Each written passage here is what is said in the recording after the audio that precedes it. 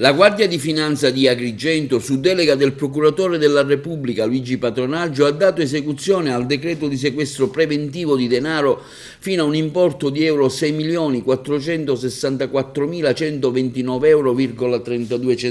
emesso dal giudice per le indagini preliminari presso il Tribunale di Agrigento, dottoressa Luisa Turco, nei confronti delle società M Rinnovabili Srl e Moncada Energy Group, entrambe riconducibili all'imprenditore agrigentino Salvatore Moncada del 63. Il provvedimento cautelare è stato richiesto dalla Procura della Repubblica nell'ambito di un procedimento penale che vede indagati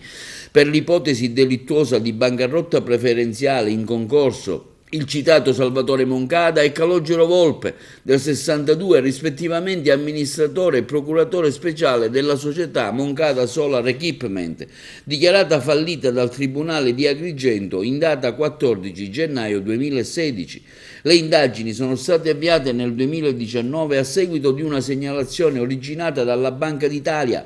che nel corso di una attività ispettiva presso un noto istituto di credito aveva rilevato delle anomalie sulle movimentazioni di denaro che non erano state segnalate come sospette dall'istituto ispezionato sui conti correnti delle società del gruppo Moncada, attivo da anni nel settore delle energie da fonti rinnovabili. Le verifiche affidate a un consulente tecnico e ai militari del nucleo della Polizia Economico-Finanziaria della Guardia di Finanza di Agrigento hanno accertato che la Moncada Solar Equipment Srl, le cui vicende societarie e gestionali si inseriscono in un contesto unitario di società riconducibile a Salvatore Moncada, prima dell'avvio della procedura fallimentare a scopo di favorire alcune società del gruppo, con conseguente danno degli altri creditori, aveva effettuato pagamenti preferenziali sotto forma di compensazione di crediti per un importo di euro 6.344.129,32 nei confronti della propria controllabile M Rinnovabili, già denominata ME Rinnovabili Srl, e per ulteriori euro 120.000 in favore della capogruppo Moncada Energy Group Srl 2.